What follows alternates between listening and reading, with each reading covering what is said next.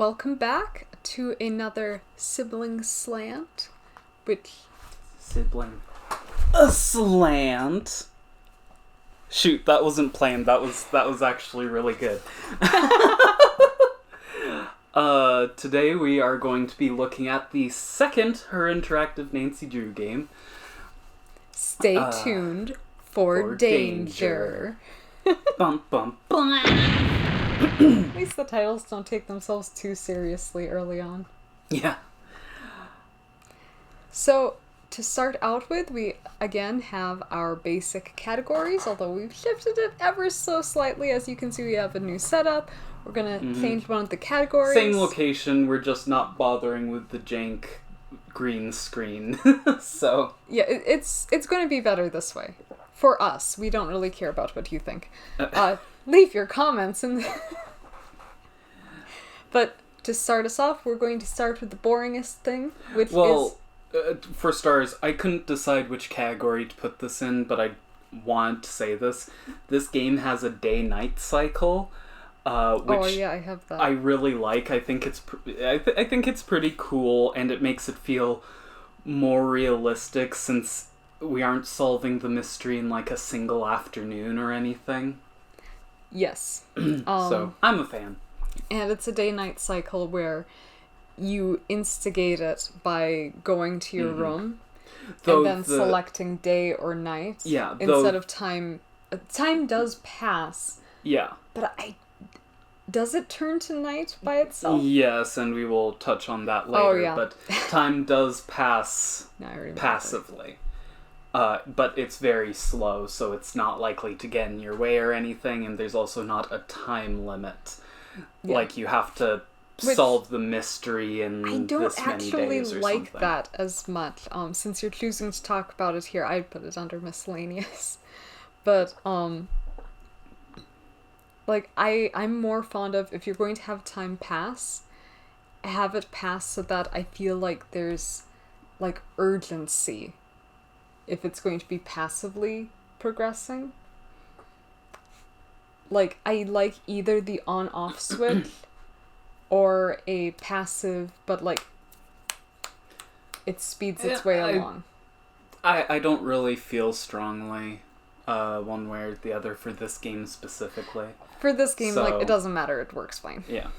So anyway, moving on to the first setting. We're in New York. Prepare to explore 3 different locations as Nancy sets out to discover who has been sending death threats to a daytime TV star. We start out in Maddie Jensen's apartment. That's why I wore this vest, because it's kind of dowdy looking, and I feel like it matches her decor. Dowdy. Well, it feels very much like Aunt Eloise. Aunt Eloise's place from Secrets Can Kill. You know, where it's like middle-aged lady patterns, older furniture, generic pictures on the wall. Like, she just went to, like, her local Walmart and was like, can you give me some generic flower pictures that I can frame and put all around my house? I mean, to be fair, I think that, like, that's kind of what people do. Is it? Maybe I just know more interesting people, but, like... I mean, consider the fact that at least for a time it was popular to buy portraits, like, to look like you had ancestral portraits, but they were just, like, random people. She also has that. A lot of random people. If you look at the photographs in, like, any Nancy Drew game, you're going to see... I'm assuming developers and their kids. Yes. But you also see a lot of pictures of her and her co-star, Rick Allen. Horrifically photoshopped onto real bodies. Heaven only knows why. It's... By the way, I wanted to see if you noticed this too. It feels shockingly big for an apartment in New York City. Right? It's 2 stories. It's basically a townhouse. Okay, here's the thing. It's not really an apartment. Like, but they call it. They call it an apartment, But the view from the outside is like the Full House. Full House house. I knew what you were thinking. Yeah. It's kind of like I don't know how big cities work, but it's like, I feel like it's in keeping with that. I don't know. It feels weird to call it an apartment, and I refuse to believe that it is one.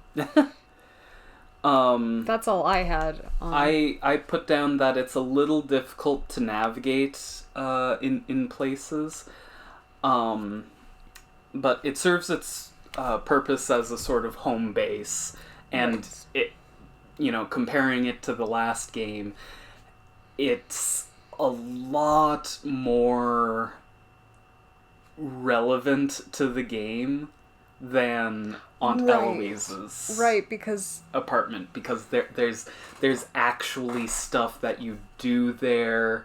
There are a couple of small good scenes there. There's more to find there. All that sort of stuff. It's not a lot, but it's more than 0, so we're giving it you just barely tried. Good job. Yeah. Also, requiring you to use the keys on the door every time we enter is needlessly tedious. Yeah. And,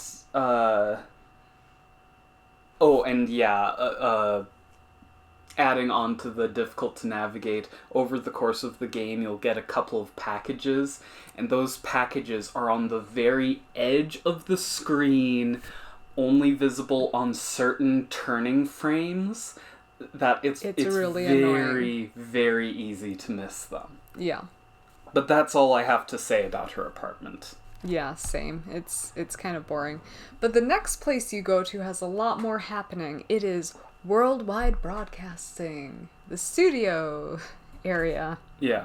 And I'll say this, it kind of feels, it feels like a movie studio, and I think that's kind of cool. Yeah, I like that the lobby is, like, ridiculously big. Because it should be, but in a lot of these games... Ridiculously big, and I think the word is opulent. Like, it's like, they're showing especially off. Considering that they seem to only have one... They have one set and one shooting room. Like, it's... The building is shown to be awfully big for how little seems to actually be there. Like, and we'll give them some credit. This is their second game, but like the lobby is great. It's on point. It looks good. The hallways you only like the lobby. There is like it looks great and everything, but there's nothing there gameplay wise. No, there's stuff you can look at, but if you miss it, it doesn't matter. You can literally just bypass the entire lobby, and then you're in the hallway, and the navigation is bad. Like, I'm just gonna say it. The navigation is bad in specific areas. I think the hallways are fine. The dressing rooms are kind of bad. For me, the hallways were bad because, like, especially if you had to turn around, like, navigating... I'd say the worst, the place where the navigation is the worst is exiting the set room. Because the thing is that you start like 20 feet away from the door, you click the door, and you're just out in the hallway, which can lead to you accidentally leaving the studio entirely because the door outside to go into the lobby looks exactly confusing. The same as the door to go out of the shooting room. Yeah. So if you're not paying attention, it can get a little bad, but the details are great. Yeah, I will say, I find it a very cool area to explore. Yes, like it feels, I have that same thing. It feels cool to explore it, especially at night. Namely the set area in Lillian's office. Yes. Those were the two, because Rick's room and Maddie's room are so devoid of any personality. Like, I hate them. Rick's room doesn't even reflect him as a character. Why is there that random golf putt thing? Does he put off vibes that he can do anything that's physically, like, as taxing even as golf? Yeah, no, and I mean, not to mention the fact that, like, he has the death threats strewn about the place and, like, in drawers and everything, like... Yeah. It's bad. It's Maddie's very room is just generic. It's like her apartment. It doesn't reflect any personality aside from, like, middle class. Well, specifically middle-aged, middle-class woman. Yeah. And if we're being generous, upper middle class. And for her character, I don't feel like that makes a lot of sense. Because they make it sound like Light of Our Love, which is the thing that she's an actress on, is the biggest deal. And I don't know anything about soap operas, but I'd imagine she's making enough money to at least buy a personality. Well, I think you kind of touched on something there, that it's like, because the story, like, the way the characters act, it's like, this is a lowly position, this is, like, just the start of their career, it's not where they want to be, and yet also in the story they have it as this huge stars. Yeah, you can't have it both ways. Her interactive, they can't just be starting out and also be on the number one biggest thing in their, because as far as I can tell, that's all they're aspiring to be, is daytime soap stars. She never... Well, her at least. Yeah, like, who knows what Rick's... I mean, Rick honestly wants to get out of his contract so he can do more things, but, you know, we can, if we have that written down in our notes, we can touch on that later. I didn't. You're going to see a lot of bias in this review. And but moving on, the third setting is Dwayne Powers' talent agency. Yes. And I'm going to say that this area is kind of cooler to explore than it has any right to be, specifically again at night. It has a cool vibe to it, but I get bored very quickly. Like, it's one of those that it's fun the first time you play it, but then when you replay it, you're kind of like, oh yeah, this part. And then, like, all you're really noticing is how clunky the controls are. Because it's not like it's confined to any one space, it's just that some areas of the game you feel it more, that the controls aren't, like, super good, which, I mean, which Nancy True Game is. Yeah, but... and, like, I do agree that there are certain areas where the navigation could definitely be better, but it just... like, this is a little bit of a spoiler or whatever, but then again, who cares if you're watching a video like this? Like, I'd assume that in a game this old and a review this long, you're pretty aware that there are going to be spoilers. Yeah, but breaking into it at night, it just gives me such a cool feeling that it's like, I like it. You don't spend a lot lot of time there, or anything, but unless you mess up as much as I did. But it is very, very cool to break in there and investigate and all of that. So, and they did a very good job of just visually telling a story with that space, because, you know, the Worldwide Broadcasting Center, it sends, like, a couple mixed messages. Maddie's apartment is like, are you Aunt Eloise? Are you one of the fake passports? But I mean, the Dwayne Powers agency, it's like a business that barely turns a profit. Yeah, you a walk business in and that you go, barely turns a profit failing. in what feels like a more residential apartment building. Yes. You know, the basement of... Yeah, the hallway feels kind of run down a bit, like they don't take care of anything. Like it's very reminiscent, honestly, of the Michael Scott Paper Company. Yes. If I could reference The Office. Because it feels like it was not intended for an office. Yeah. Like, he's just using what he has available. But to move on to characters, this is where you're at an advantage having a computer screen in front of you, because it just occurred to me, my face is very cast in shadow. I'm not actually at an advantage because my skin is so translucent that I just look like a freaky, the underside of a fish. I don't know.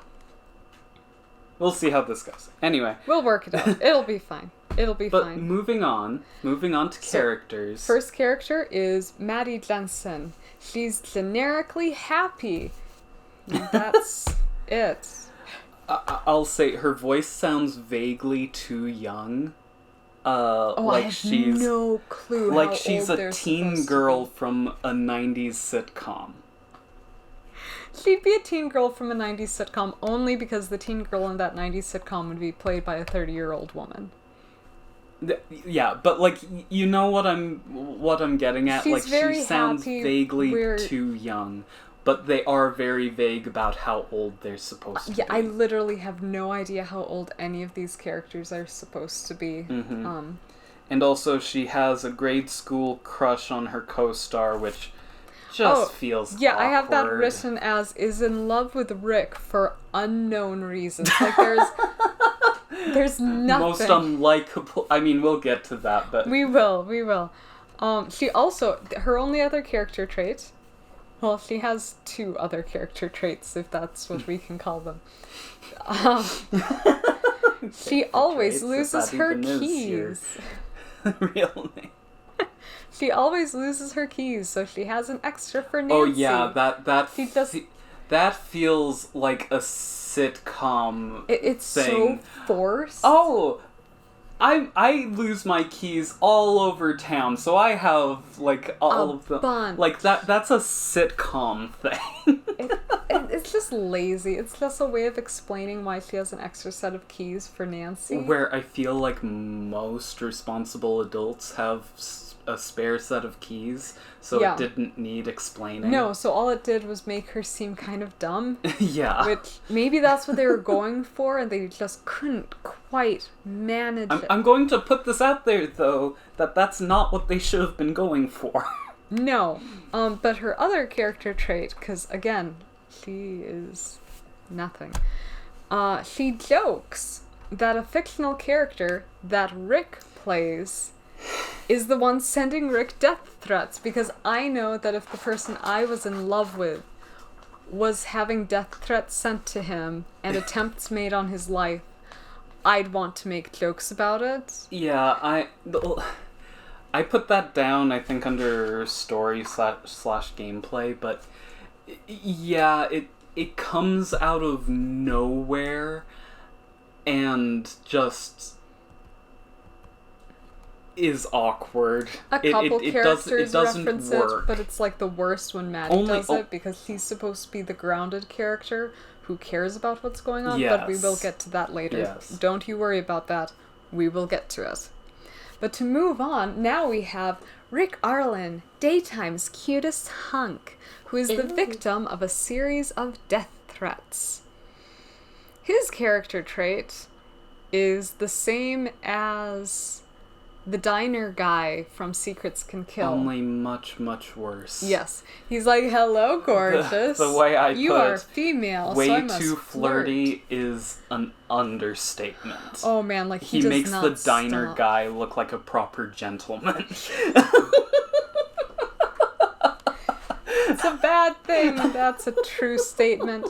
But no, what I wrote down was that he needs to flirt with us at all times so that Nancy can be a suspect too. Oh gosh. No.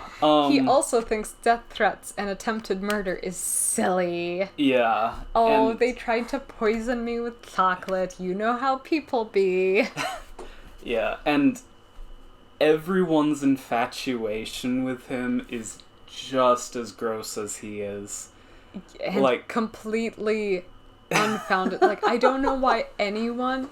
Like, maybe people who didn't know him and only saw him from a distance would be like, he seems great, I love him. No one working with him should even like him. Like, yeah, and I will say that at least Nancy is able to be a bit cold and sarcastic towards him. Like, right, but it still kind of ruins the game for me a bit, because I'm so sick of this constant, like, I don't like the flirting, the constant flirting. It ruins it. Yeah, and he's just the worst. And also, unlike their first game, this game is the first one where they switched to having the game be fully 3D.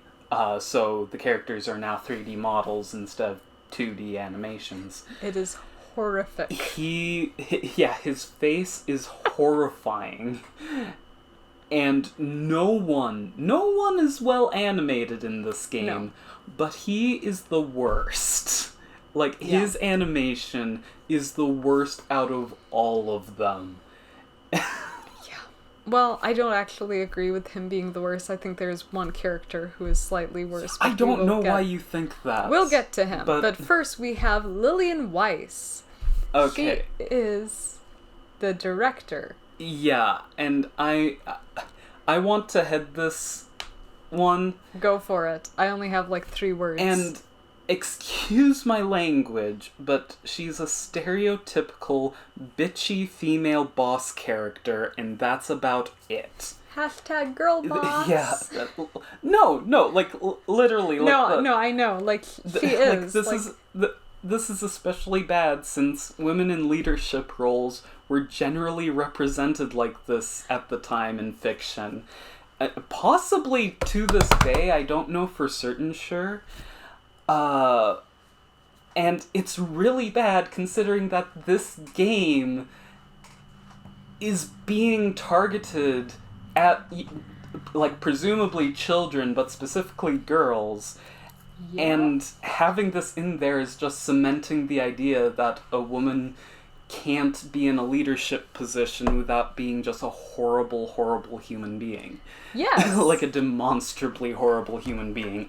Yes. Hate every time we have to interact with her in the game. Yes, I can verify. I grew up during the time period when these games were coming out, although I did not play them as a small child because, like, I was playing King's Quest. We didn't know about Nancy Drew until later on. Mm-hmm. But the TV shows and just media in general, yes, the whenever it would be female boss comes, or they have to replace the beloved head person with female, and she's mean and nasty and catty and oftentimes incompetent. Yes, on top of usually, so that they can emphasize how terrible this is. Mm-hmm. And I expect better from her interactive. That's why I'm so harsh on these things. Like, you might have noticed it with The Secrets Can Kill. You will notice it again in this one, and I am positive you will notice it again in future reviews. I am hard on these games because these games are supposed to be for girls. There aren't a ton of them. And don't, in the comments, no, I can name 5 that are. Like, that's so cool that you can name 5. When the market is 95% targeted aggressively at men, that's a problem. And then, like, the games for girls are just sort of, like, generic. What was that one list of games for girls and it had freaking Tetris? And I'm like, I do love Tetris, but I'm gonna go out on a limb here and say that it's not something that's targeting women. Yeah, no, you can't go, well, this game, appeals to both, doesn't appeal to a specific demographic. It's like... So I guess Team Fortress 2 is for girls. Like, I can't... Well, no, TF2 is definitely targeted. But, both... Everyone can enjoy it. I mean, yeah. I mean, for most video games, well... But that's the thing. That's the argument that people go, well, girls like this game, yeah, and, I liked playing with Barbies when I was a little boy. He has 3 older sisters. We had a lot of girl toys around. Just because a woman can enjoy playing, Call of Duty, TF2, Left 4 Dead, what have you, that doesn't mean that game is targeted towards girls. Right, because, but this is supposed to be. Her interactive games claim to be targeting girls, and so I think that it is honestly a travesty that this game has a total of 3 women, and they're all horrible. We're about to get... I mean, I the next woman, we'll get to her right now, just because I have nothing else to say about Lillian Weiss. She stinks. But she also is in love with Rick, so whatever. So then we have... Millie Strathhorn. Yeah, she's in charge of the prop room. And I have 2 things to say. First off, her eyebrows jump like typewriter hammers with every word she says. And also, I really like her. You're in the majority, okay? I really, really like her. Her voice is pleasant to listen to, which... Yeah. I mean... That's not always honestly, guaranteed with these games. This game is where you start to get some okay voice acting. Yeah. In these games. And she does that crazy old person shtick without it getting too old or feeling too overblown. She isn't incessantly getting in your way. And that's where we disagree. I feel like her eccentric old lady bit gets old real fast. I'm fine with her demanding that you answer baby's first, riddle questions. What gets wetter the more it dries? It's wow. In 5th grade, that was really fun, but this is, meant for kids, so we're gonna give it, a pass.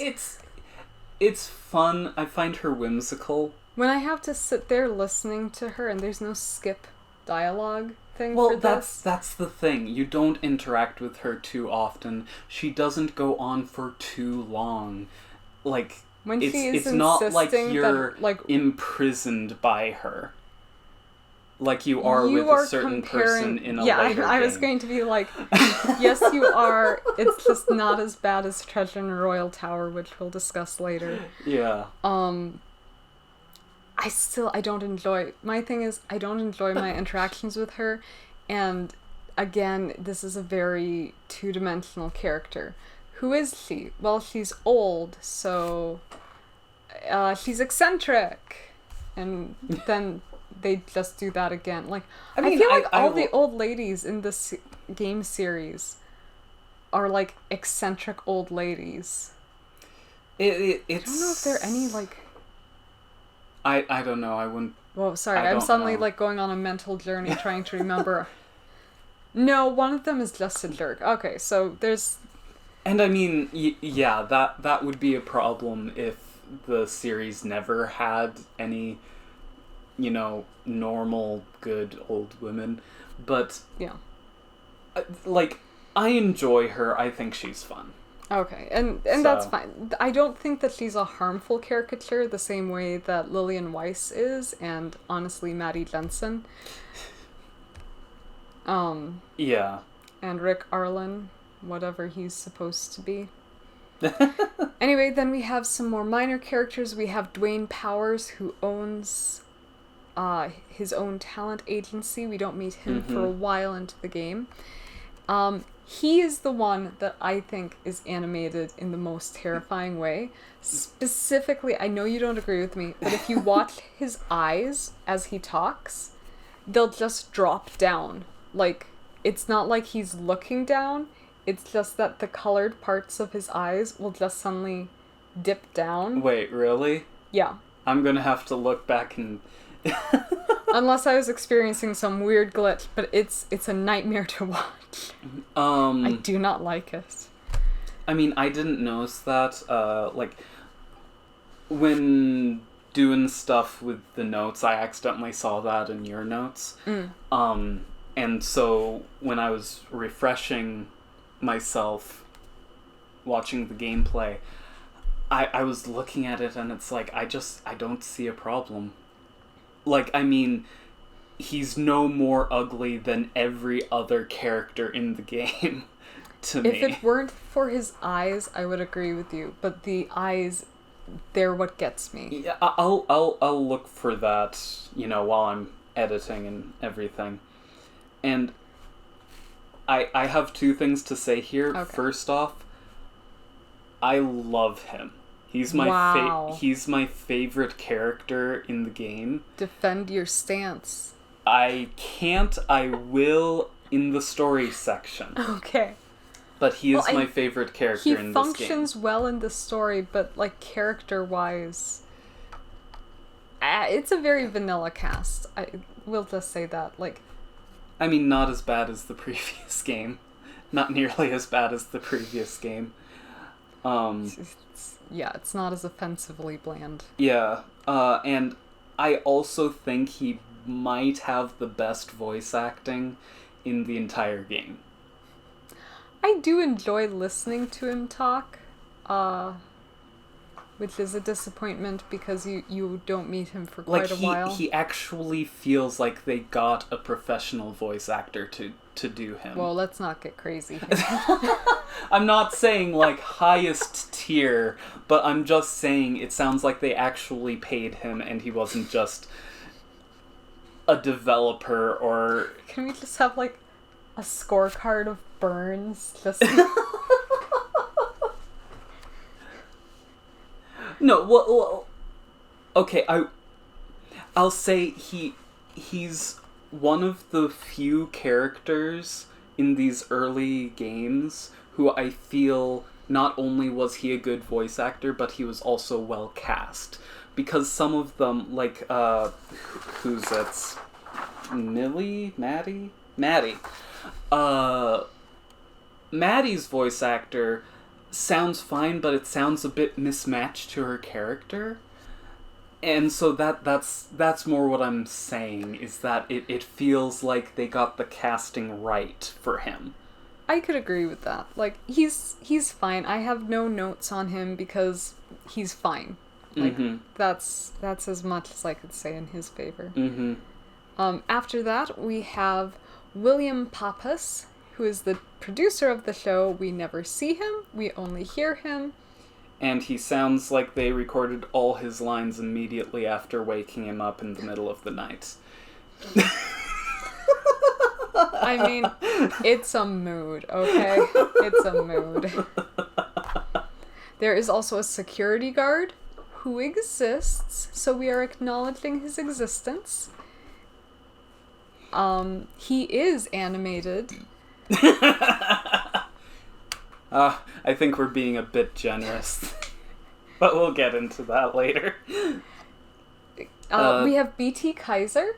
Mentioned and never explored.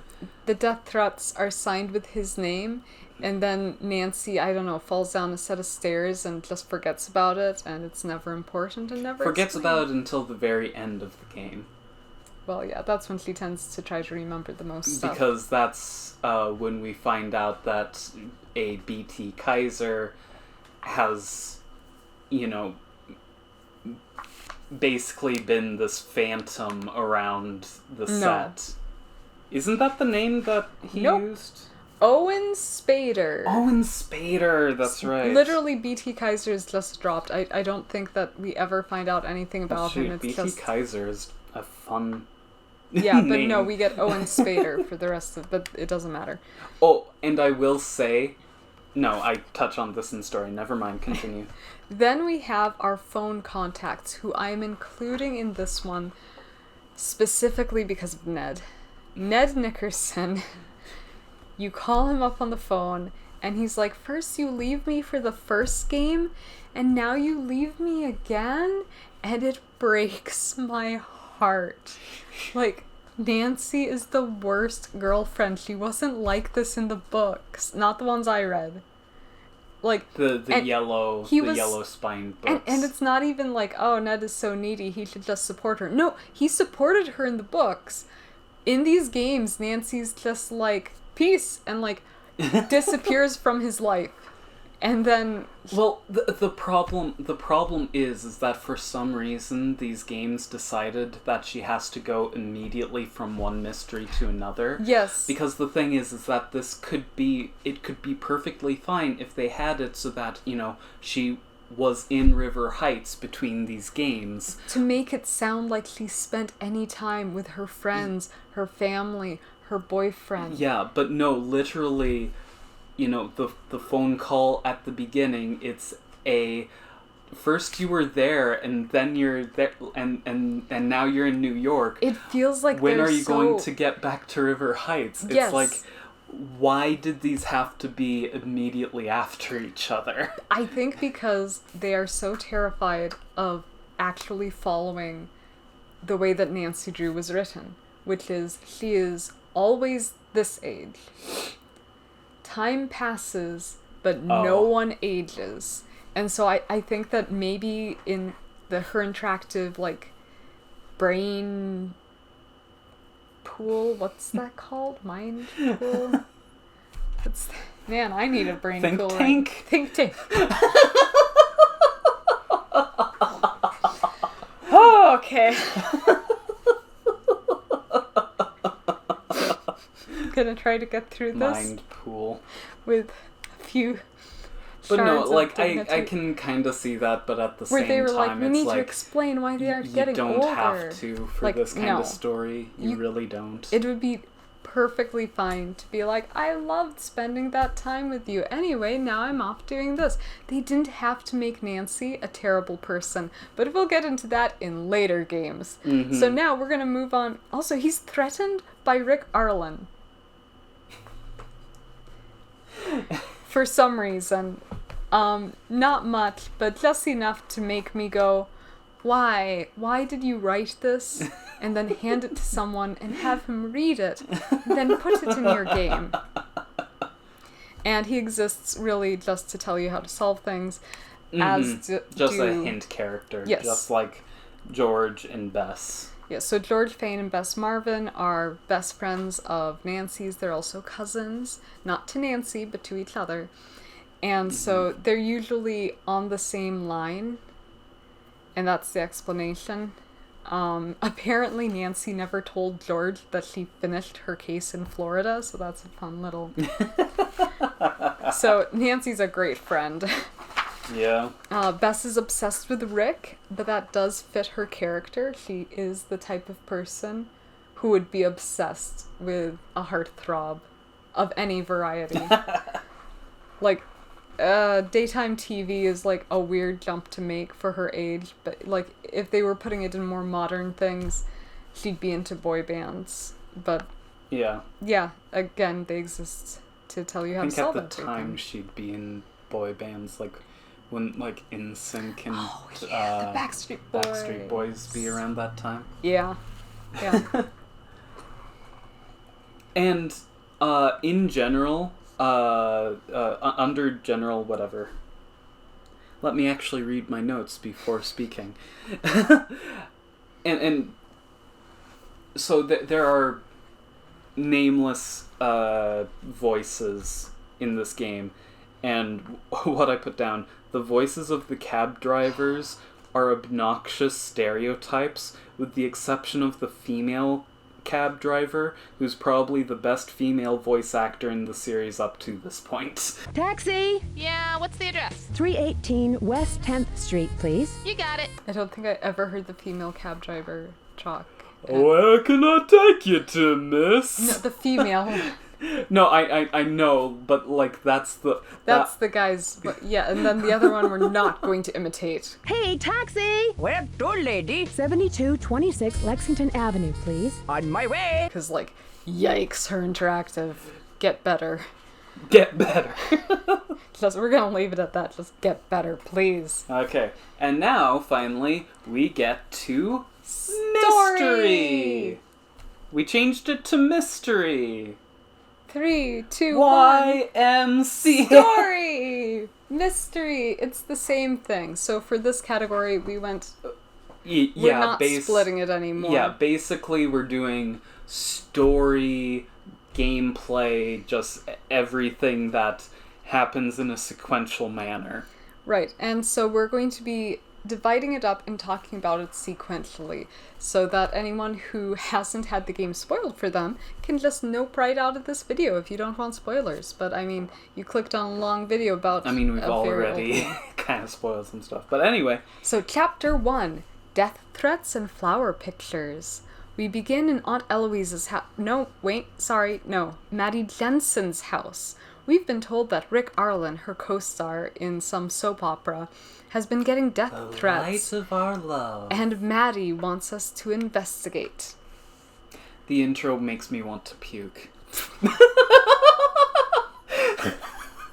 We're just coming right out of the gate fighting. Just... I don't even remember the intro. I was just kind of bored waiting for it. I've played this game too many times. It is so just... ew. Yeah, that about sums I don't up. remember it enough to like quote it or anything, but it's just about how hot Rick Arlen is, and just how excited she is to like. He's the worst. So no one is helpful. No one cares. Except Maddie, and even she's kind of like lukewarm. She's willing to joke about it. The death threats. This is how much nobody cares in this universe that he's getting death threats. Is that the magazines in the lobby, and you discover this right away. Magazines in the lobby have the letters cut out of them. That were used to make the death threats. Which means presumably... He was just sitting in the lobby, cutting the... things out and like pasting it. Like maybe it was the security guard. I mean, and also might I mention their explanation for why they couldn't find out who it was through security tapes. Security is so unbelievably lax at this movie studio, whatever. You have to sign a clipboard. The director, if I recall, the Papa's guy, says that sometimes the security team just takes the tapes home with them, or... Sometimes staffers borrow the security videos when they run out. I forget what the line was exactly, but... I don't remember it was that. something like that, where it's like... What? But yeah, just nobody cares. You spend all of this time just meeting people, and snooping doesn't really turn up anything, because the entire game is just a series of, well, who doesn't want to kill Rick Arlen? And, like, everyone kind of had a hand in it, so, like, yeah, a few things technically happen, but the story isn't engaging enough for me to even want to deep dive into any of the early game stuff. It's just learning that Maddie and Rick used to be an item, and there's jealousy or something. And as I wrote, I am so over mysteries involving possible love triangles or scorned lovers. It's very boring and tropey, and I don't love that. And there are more codes, if you remember from Secrets Can Kill, just scattered around, being very meta and useless. And I don't love that. Oh, you mean non-gameplay related codes? Yeah. Don't love that. If I recall correctly, they weren't as, like, game-breaking as no, they weren't. Secrets Can Kill. In Secrets Can Kill, in the first environment, it's like, the real killer is the scared. Yeah. Whereas in this, I think it's more just little Easter eggs. Like, there's a business call. Useless. There's a business card. Miss Terry Games. Mystery Games. And like it's cute. That's cute. But if it's like a coded cipher, like, just leave me alone unless I have to do it. Do you have anything else for chapter 1? No, the intro was the only thing. Okay. Chapter 2, Lightheaded. This is the chapter where you see them filming a scene and someone tries to kill Rick by dropping a spotlight on him. Sadly, it isn't successful and no one except you and Maddie really care, so it doesn't really impact the story aside from security tightening very slightly. Yeah, and the only thing I have to say here is that specific scene, the voice acting and animation during that accident scene was really bad. Oh, yeah. Possibly the worst in the game. Places, everyone. Are we locked in? Yes, Miss Weiss. We're clear to shoot. Have we blocked this already? Yes, I think. Quiet on the set. Is the floor ready? Check. Audio. Check. Roll tape. Stand by camera 1. Stand by music. Take camera 1. Rory, I have to talk to you. I don't want to see you, Serena. No, Rory, don't go. I love you. I don't want to see you, Serena. Oh dear! Sheesh! What was that? I could have been killed! Get my agent on the phone, now! Takes a bit, but yeah. It's just... Oh gosh. Show the clip. I probably already showed it, whatever. Then we have Chapter 3, Acting Like a Detective. Since the studio would rather keep murder within the work family, Nancy needs to become an extra so she can continue to snoop. And so, Nancy becoming an extra, you'd think that'd be really hard, right? But it turns out it's super easy. Barely an inconvenience. And this is also, by the way, where we meet the final character, Dwayne Powers, the talent agent. So yeah, and I don't think that's terribly, like... I think it would be more frustrating than anything if they made it super difficult to become an extra. But yeah, admittedly, it's weird. It's just an unnecessary step to force us to meet Dwayne Powers. That's really all it is. Yeah, I suppose. I don't have a huge issue because, like, how much strong arming does he, like, how much influence does he have? Like, they just need an extra always. Well, I think the presumption is that Maddie is her name. Like, Maddie was the one pulling the strings, but she's an actress. Like, how much power does she have? And apparently she's a very new actress, because Dwayne Powers is, like, how is he the manager for Maddie Jensen? Like, yeah. The other thing I have is that the pixel searching in this game is terrible. You can miss things because they aren't hidden in an intuitive manner. Yeah, specifically in the prop room. And if you miss it, the pixel searching in the prop room is possibly probably one of the worst environments in the series for pixel searching.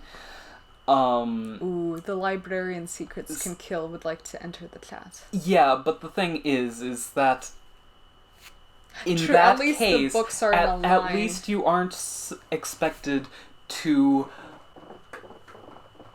psychically ascertain that you're supposed to click on the corner of the backing of the notebook.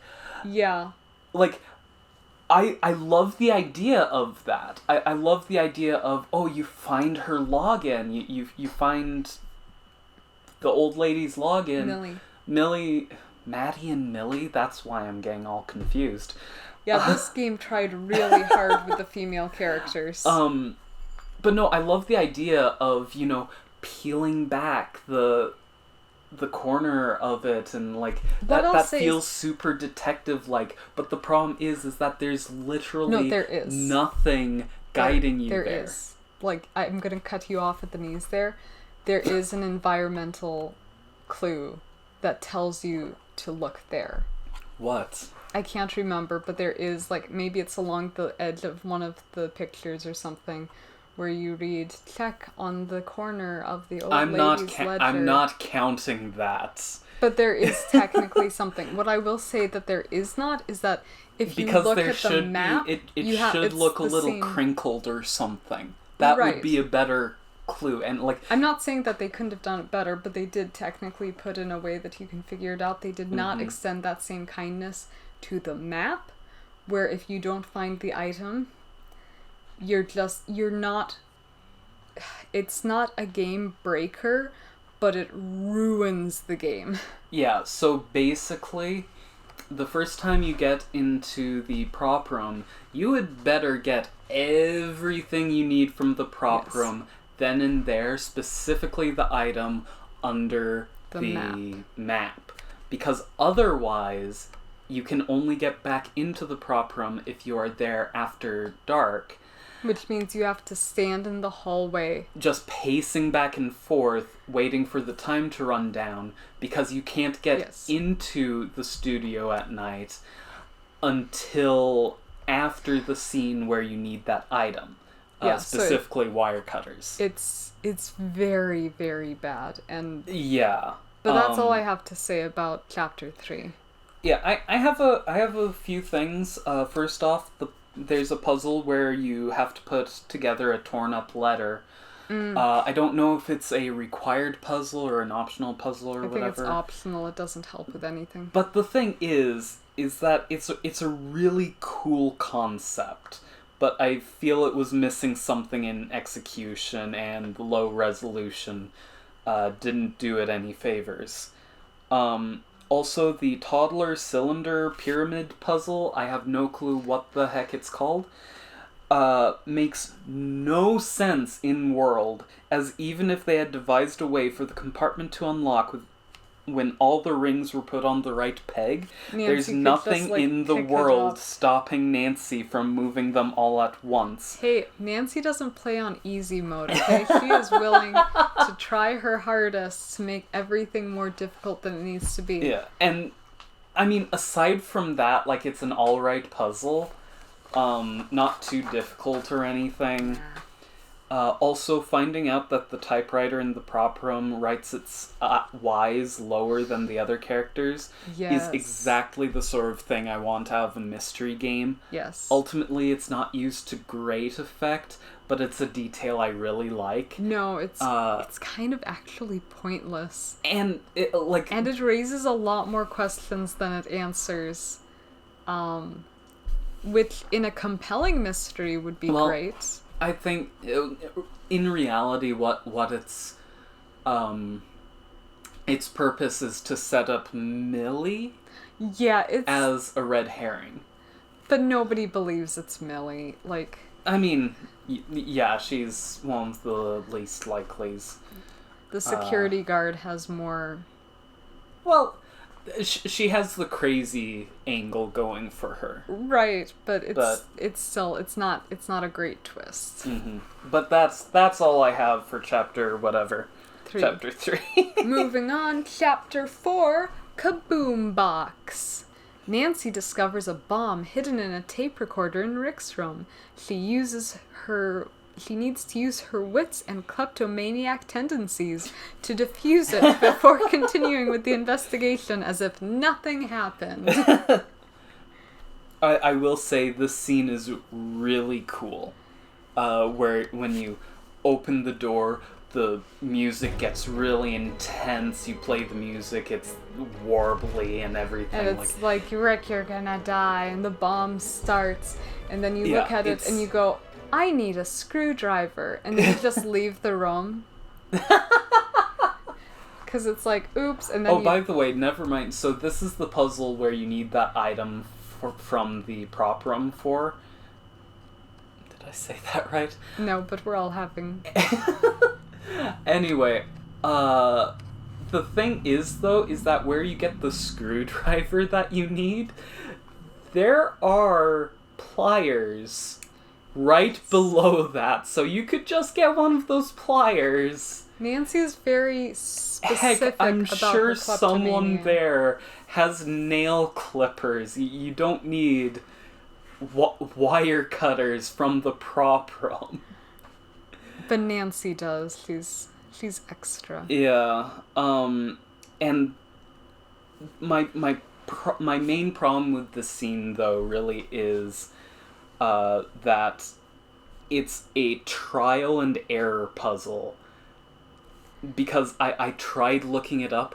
Literally, there's nothing telling you what order to cut the wires in. It's just psychically ascertain what order you're supposed to do it in, or use the second chance feature. I really don't like that. Because the only thing I had to say is in direct correlation. Clairvoyance is a legitimate strategy for a detective, if possible. But it does make Clairvoyance it feel has to be a gameplay mechanic. You can't expect the player to be clairvoyant. Her interactive does, and they will continue to do so. Yeah. And also, as we said before, it's you can run into this puzzle without having the items necessary, which, I mean, with the second chance feature, it's like, fine, like, the second chance feature puts you before entering the room, but it does kind of ruin the suspense, I think would be the word. The excitement is all gone, because now you're just like, where do I find wire clippers? Yeah. And also, after almost being blown up, Rick Arlen takes it as an opportunity to try putting the moves on Nancy even harder than before. Yeah. And also Nancy just doesn't really care. And might I emphasize, Nancy Drew is presumably, like... 19. Yeah. Like, just an adult. So, yeah. It's family fun! And also, Rick Arlen's blasé-faire attitude about the murder attempts actually makes him a pretty strong suspect, which is highly amusing to think about given the elaborateness of the threats and how many of them include love poetry. But that's kind of, I think that wasn't accidental. I just don't love it. They were trying to paint it as maybe he's doing it as a publicity thing, or to get out of his contract. And that's why, like, if they'd had the guts to actually go with that, I would have liked it more. But it's just this annoying background noise. Honestly, I like the fact that he's such a strong suspect on his own murder attempts. But it's more just a funny thing to think about, given, again, what we know. Like, it just, my thing is, it doesn't make sense. But, yeah. Yeah. I almost got murdered in an explosion. Time to flirt.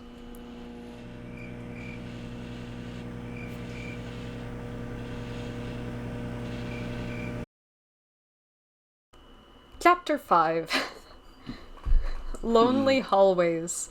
Time to get serious and find some actual evidence about who actually did it. Night is our friend. I am the night. I am vengeance. But this is where Nancy starts exploring the two places that aren't Maddie's apartment at night. Mm-hmm. And the hidden lift is fun. It's probably the best part of the game, in my opinion. I like the hidden lift. That's pretty cool. But it was neat. But the evidence. I actually bad at the set. Like, the set evidence, there's no reason to investigate there. The only meaningful evidence you're going to find is at Dwayne Powers. Yeah, well, I'd like to start in Lillian's office, actually. Searching Lillian's office and seeing her hatred for Rick Arlen, as anyone with taste should, definitely made her a good suspect. It did, but what made her a terrible character is that her hatred of him is because he's jealous of, like, Maddie or whatever. Oh. Because he's in love with Rick. So yes, in case you're wondering, the two female characters who aren't a crazy old lady are both in love with Rick. For goodness only knows what reason. Stupid. Yes, it is. It's terrible. Also, and that's what we learn about Lillian in her office. So in there you also get the security code for the control booth. Yes. And the cipher for that is hidden in one of those red filter images. And it's just laughably silly if you think about it for just a couple seconds, as is the weirdly complex and simplistic cipher, not unlike ones that I created in elementary. So yeah, it's basically the Bionicle alphabet. Yeah, like, it's just laughably silly how extra their security is very selectively. Also, allowing us to use the control room's audio modulation to listen to the tape. To listen to the tape of the... how did I phrase this? That the killer left with the bomb, you know? But not being able to make it sound like a real person was a real letdown, not only from a gameplay perspective, but also because it would have been cool to get some sort of clue from that, instead of it being just a complete waste of time. Like, right, what I said, the only significant clues that you get are from Dwayne Powers' studio, and where he has a signed note on his desk saying, "I'm the killer." Again, it was me. We'll get to that later. I'm making my points now. Go for it. But yeah, at the same time, I suppose the tape being a red herring does technically make it more realistic, as in detective work, not all paths would lead you to the solution. It's just a bit of a letdown because, like, a lot of the coolest things don't amount to anything, like the dropped Y, the tape, yeah. The cutout letters. The grandfather clock puzzle makes no sense in world, just like the baby toy thing. And as someone who knows how to set a grandfather clock in real life, I found it incredibly frustrating to figure out how to the thing on. Yeah. How to set the time, because I was thinking, put the minute hand on and then set it. No, you just click the minute hand on the number you wanted to. So stupid. Yes. Also having to re-oil the wheel to extend the ladder whenever you want to use it is not only dumb from an in-universe perspective, but also insanely tedious, since Nancy always raises the ladder back up automatically when you go down it. There's technically no reason to go up there in the first place. Yeah, and there's no reason to go back again. If you're not following a walkthrough, you don't necessarily know that. Like, you'd expect there to be something more than just a torn piece of cloth up there. The generator puzzle is a repeat of the irritating boiler room puzzle from Secrets Can Kill, and I just want to shame the game a bit for that. I hate that puzzle. The lifts and tunnel connecting the set and the prop room are really cool and leads to a big clue pointing to the identity of the culprit. We touched on that a bit earlier. And now, breaking into the Powers Talent Agency at night is a lot more thrilling than it probably has any right to be. I wouldn't call it thrilling by any stretch of the imagination. I think it's thrilling. You're but it was neat. It gives me that feeling of being in the public school at night. This feeling of you are someplace where you are not supposed to be at a time that you are not supposed to be. You get me? I get the point you're making. I just don't know if I find it really cool, and like it kind of makes me feel like a detective, you know? Admittedly, that is the only time in this game where Nancy is like a good detective. Also, like, as you said, the evidence at the talent agency that Dwayne was the culprit was perhaps too explicit given how much of the game remains at that point. Way too explicit. She found the blueprints for the bomb. Yeah. She found, like, he made a little vlog that's just playing on his desk going, I hate Rick, and I'm gonna murder him. What the heck are you talking about? See, if you hadn't said that, they'd just believe me, okay? But it's pretty, it's pretty on the nose. Yeah.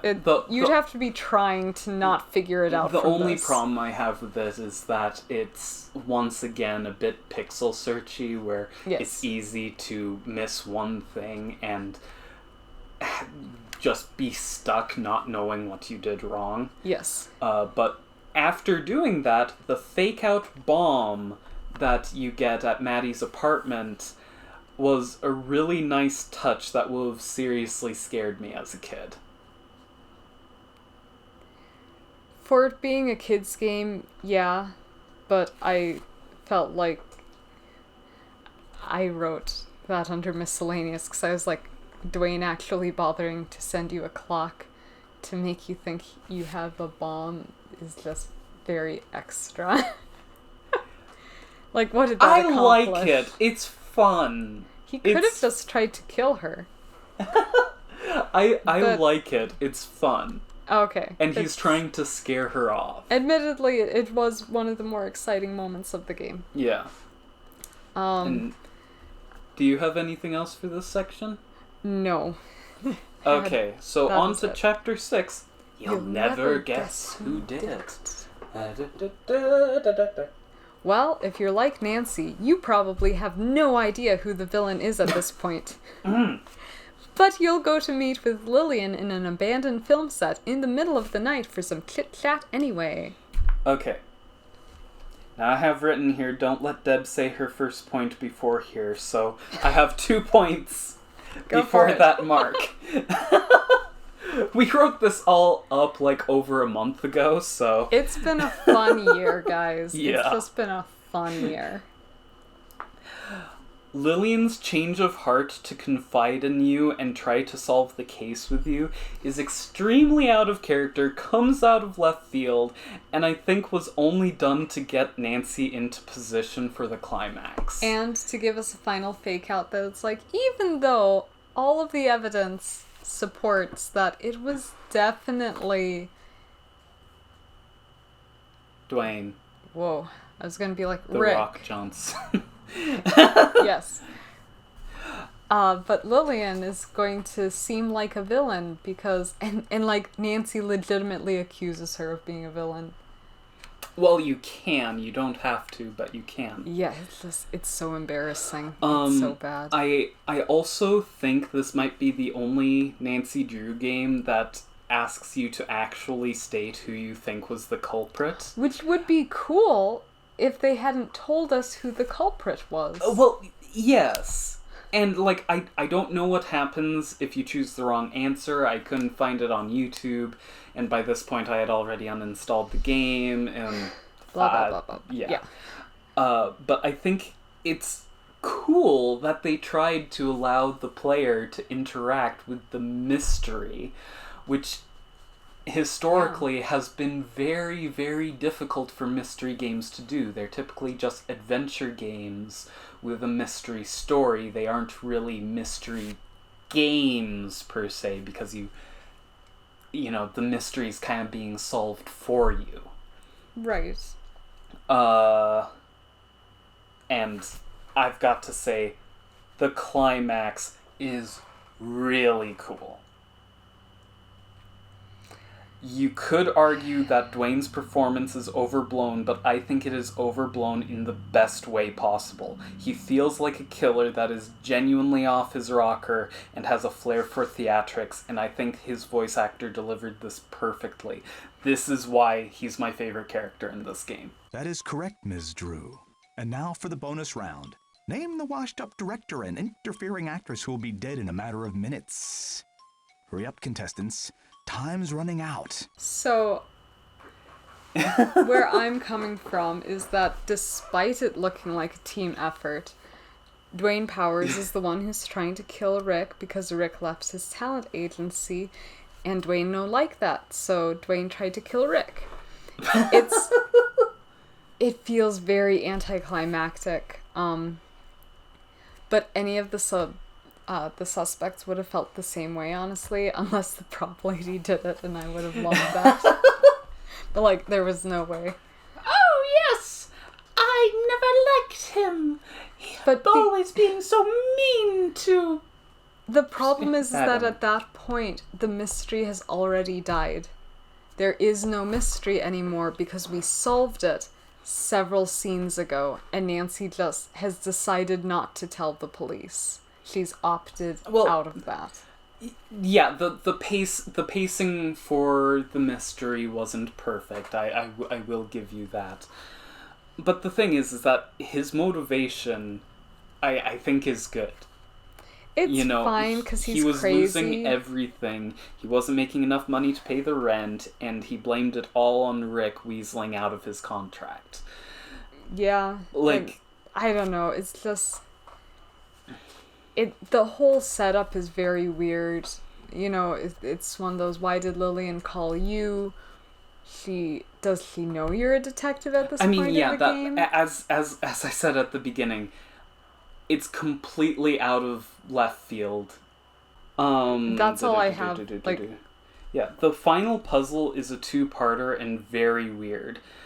First, you have to pull the fire alarm, and then you have to unlock the door by doing one of those repeat puzzles where you press it, and if it stays in, that's good, and then you press another button, and if it stays in, that's good.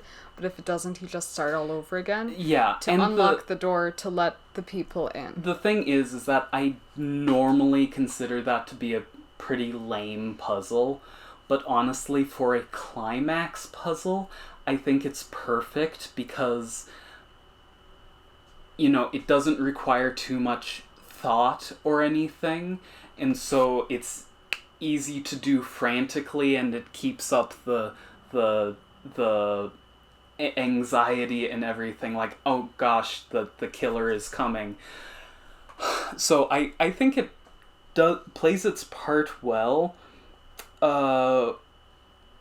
Where I find issue with it, however, is that for the entire time you have the fire alarm going off, which is incredibly irritating, and in addition you have this mage orb in the middle of the keypad, and like all the buttons Asgard have things. What I think are circuit diagram symbols on them, begging the question of what kind of space-age sci-fi movie studio is this? It's also incredibly out of place with all the rest of the technology. And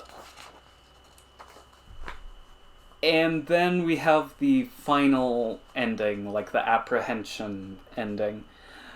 After pulling the fire alarm and unlocking the main door, you're greeted with the worst animation in the game as Dwayne slowly walks towards you with grabby hands. And then the security guard. At which point the security officer opens a door behind him. Not the door you unlocked, mind you. Tackles him with even more awkward animation, talks without moving his mouth, and congratulates you for solving the case despite the fact that he has no way of knowing you actually figured it out. He did it before he tried to kill you. Congratulations, Nancy. You've solved the case. Like, from the security guard's perspective, he just walked in on him attempting another murder. He has no way of knowing Nancy solved the case. Right. It's silly, but this game is kind of silly. And of course, the final line of the game. Forget about it! 'Cause New York. Get it, guys? That brings us to chapter 7. That is chapter 7? Yes.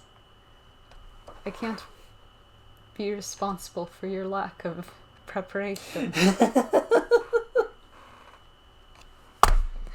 Chapter 7. Dear Her Interactive. The ending letter is rather corny.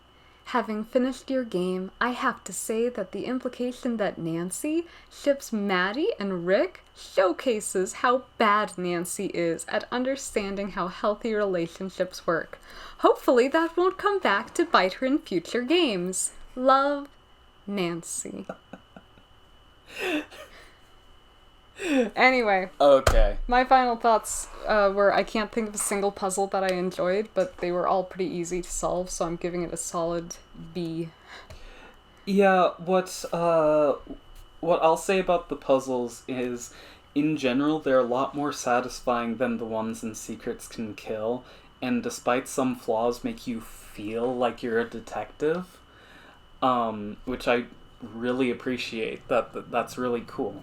Yes. Also, as we noted when we were streaming this, one of Nancy's lines during the climax sounds more like she's disappointed in Dwayne, than her life is in danger.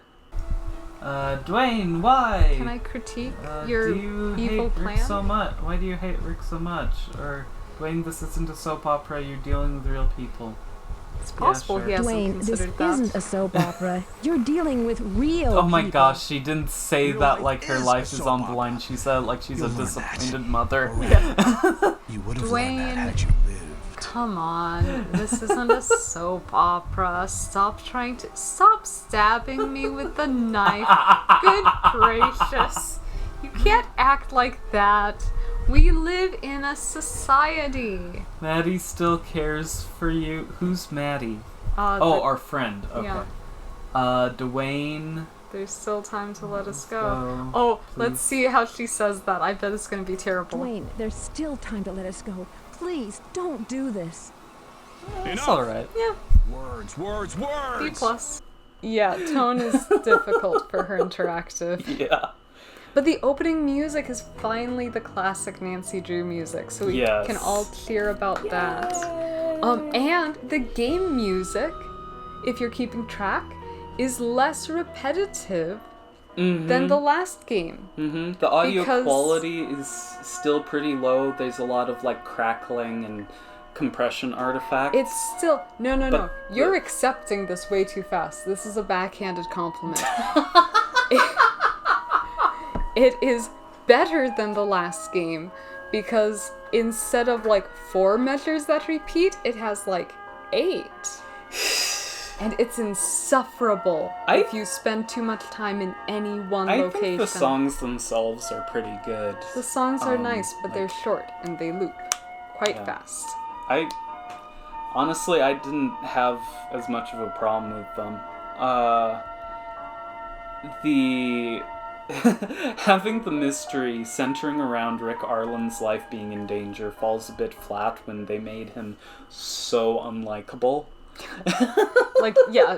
You don't care. No one cares if he gets killed, and it's not. I don't either. It's not quite as bad as Secrets Can Kill, where it's who didn't want to kill the guy who's dead? If the only reason it's better here is because it's not a kid. Yeah, but it's still sort of the player, as the player, you don't like him, so you don't really care, and why does anyone else... You aren't given a reason to be super invested. Yeah. So... But overall, the writing is honestly a huge step up from Secrets Can Kill.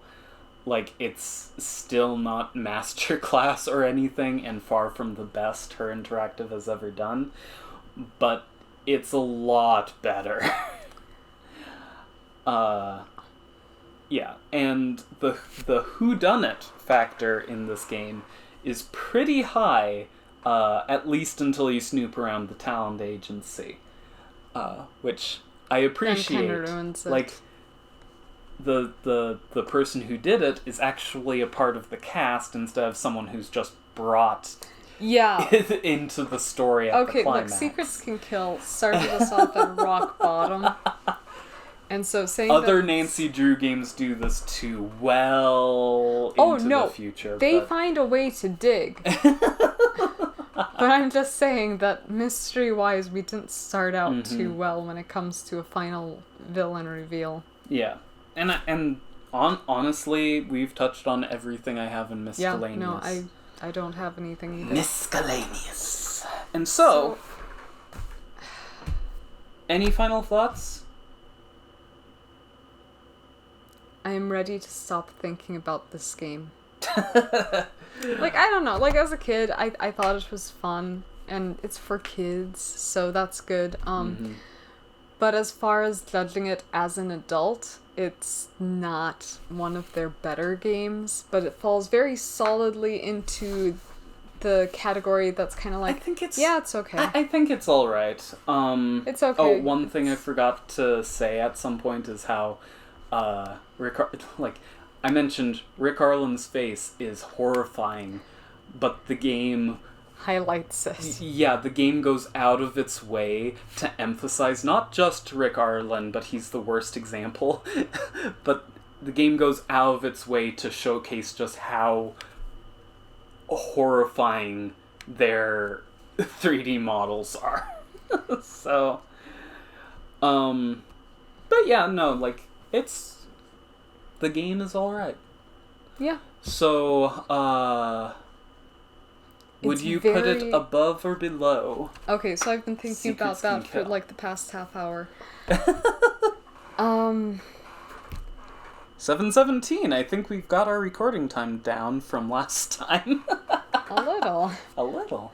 But as far as ranking it goes, it's so hard to say because these first two games are so similar.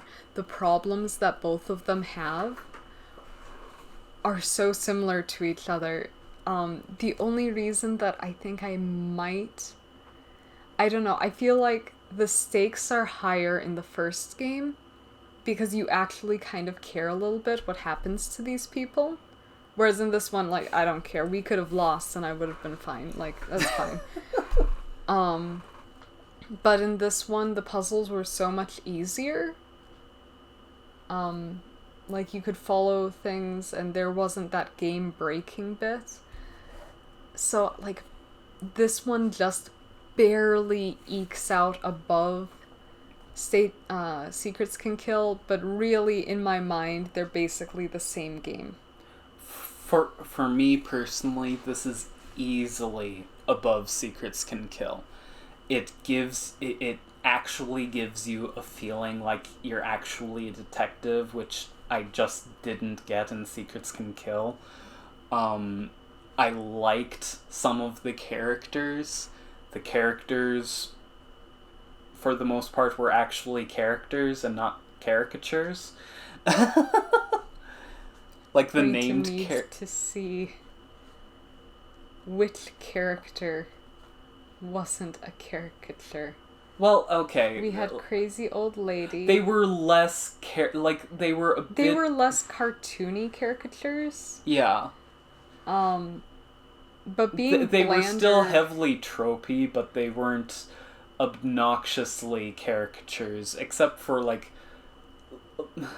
I guess I'll say they weren't as annoying caricatures. They weren't as offensive. Yeah. I will say that. Except maybe Lillian. Yes. Lillian, I can't stand. And so, but yeah, like, for me, it's I do easily like the above animation Secrets Can better in Secrets Can Kill. Kill. Or, yeah. For me, I get that the 2D looks weird with the 3D, but it makes it so that each of the characters has human expressions instead of just going.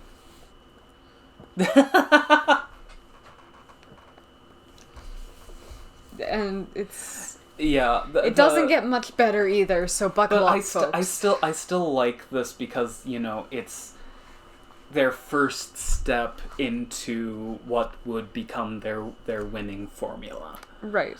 And and it's fine. Like it's not like I'm saying this is the worst game. We're gonna get to that fairly soon too, but it does not take long. We're gonna.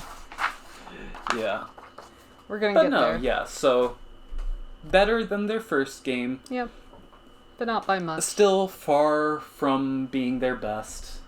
I think it's a bit better than my sister here does, but how dare you? That's but that's why we're doing these videos. It's like the different perspectives. Yeah, we're going to disagree, and so like eventually we're going to be ranking these games a lot differently from each other. The worst game in this series, for me, is one of his favorites. So buckle up, folks. It's going to be a bumpy ride from here on out. Because we don't agree on most of these games. It's not one of my... It took me a while because it's like, what? It's not one of my favorites. I just appreciate it. You can appreciate it, but it is awful. But anyway, that does it for this time. Thank you for corrupting the audio by loudly setting your cup down by the... Have you been doing that this whole time?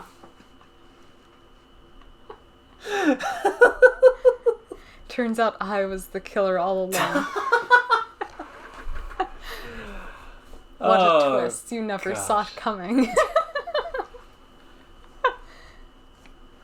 But no. Thank you for joining us. Please stop watching. Go away. I don't know why you're here. You haven't even told us your name. This is going to be another long one to edit, you realize. I don't have to edit it, so I don't care. You're the one who kept talking.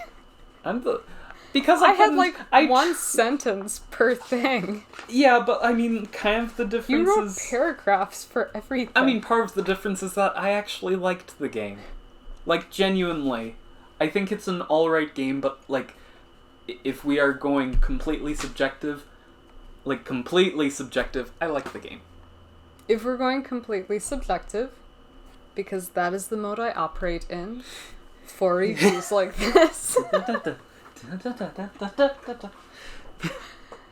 It's not the worst game, and but I wouldn't go out of my way to replay it. Yeah. And that's kind of how I'm ranking a lot of these, is do I want to replay it? And for this one, the answer is not really. Which is better than no. Which some of the games Secrets will get Can there. Kill is kind of like that for me, if I'm being honest. No! But... it's nostalgic, it's lost a lot. So... yeah, like, that's its benefit. It's kind of like why I rank the first Myst above Myst 3. No, nostalgia is so like, big. it's the first one, it's super nostalgic. I look at the Myst games... 3... objectively is better in almost every regard, but, and for the record, Riven is the best. Riven is my favorite video game of all time. I'm literally wearing a Riven shirt right now. I have 35 minutes before I die.